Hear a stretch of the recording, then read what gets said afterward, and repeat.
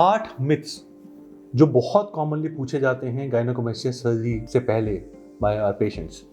सो हमने एक एनालिसिस किया, बहुत सारे लोग हमसे मिलते हैं, पूछते हैं, बहुत सारे लोग हमें हमारी गूगल पे कम्युनिटी है गायनेकोमेस्टिया की, उस पे लिखते हैं और हमें मैसेज करते हैं। तो 8 जो मोस्ट कॉमन मिथ्स हैं गायनेकोमेस्टिया के, वो हम इस वीडियो में बात करेंगे। और जो आखिरी वाला मिथ है वो बहुत इंपॉर्टेंट है क्योंकि वो बहुत लोगों को होता है।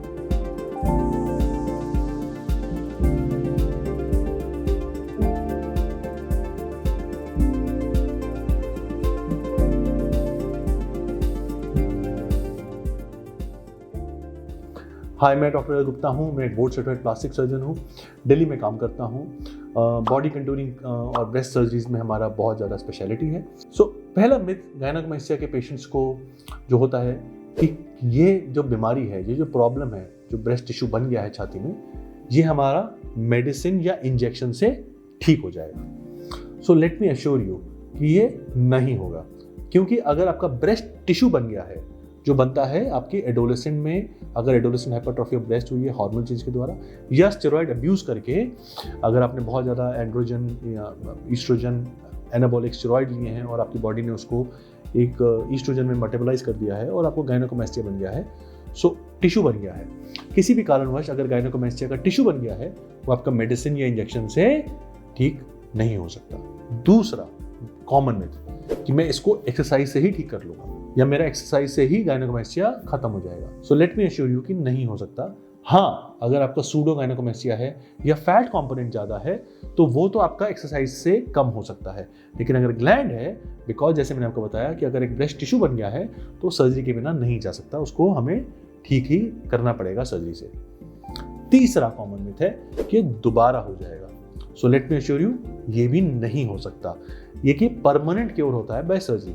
हाँ, अगर आप साथ में कुछ मेडिसिन या स्टेरॉइड वगैरह लेते रहे जिसकी वजह से गायनेकोमेस्टिया हो सकता है तो आपको दोबारा हो सकता है, लेकिन अगर आपका एडोलेसेंट हाइपरट्रॉफी ऑफ ब्रेस्ट है जो हार्मोन चेंजेस से हुआ था, वो दोबारा नहीं हो पाएगा अगर हमने एक बार सर्जरी से अच्छे से क्योर कर दिया। So it's a permanent cure if done properly and you ensure that you do not take any steroids after the surgery. चौथा मिथ कि ये एक अनसेफ सर्जरी है। सो अब देखिए, किसी भी सर्जरी में कुछ रिस्क होते हैं, ब्लीडिंग, इन्फेक्शन, बट उन सब सर्जरीज के लिए अगर आप अच्छे प्लास्टिक सर्जन से कराते हैं, ध्यान रखिए क्वालिफिकेशन ऑफ सर्जन इंपॉर्टेंट है और दूसरा इंपॉर्टेंट है कि आप ये सर्जरी किस हॉस्पिटल में करा रहे हैं। सो आप अगर अच्छे प्लास्टिक सर्जन से अच्छे हॉस्पिटल में कराएंगे तो ये टोटली सेफ सर्जरी है, इसमें कोई अनसेफ नहीं होता।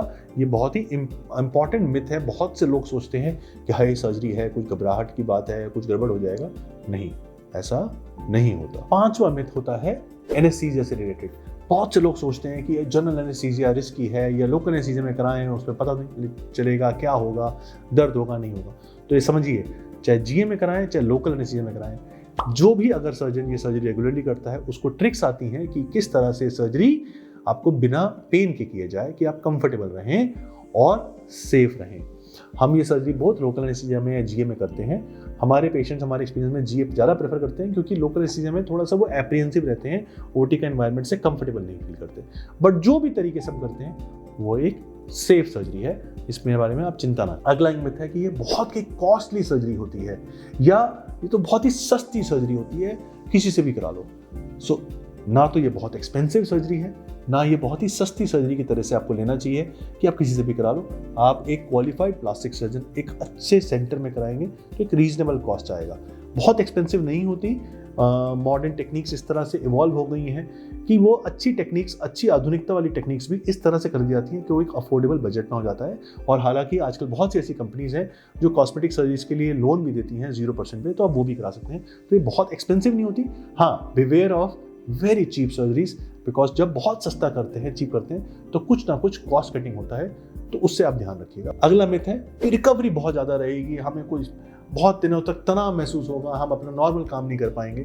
सो ऐसा कुछ नहीं है। आप अगले दिन से, जिस तरह से हम सर्जरी करते हैं, आप अगले दिन से काम पे जा सकते हैं, ऑफिस में जा सकते हैं, अपना डेली रूटीन कर सकते हैं। 1 हफ्ते बाद बल्कि दौड़ लगाना, कार्डियो करना, जॉगिंग भी जाना, वो भी कर सकते हैं। और 2 हफ्ते बाद आप वेट ट्रेनिंग, पेक्टोरल मसल की एक्सरसाइजेज भी कर सकते हैं। सो ये बहुत ही फास्ट रिकवरी प्रोसेस है।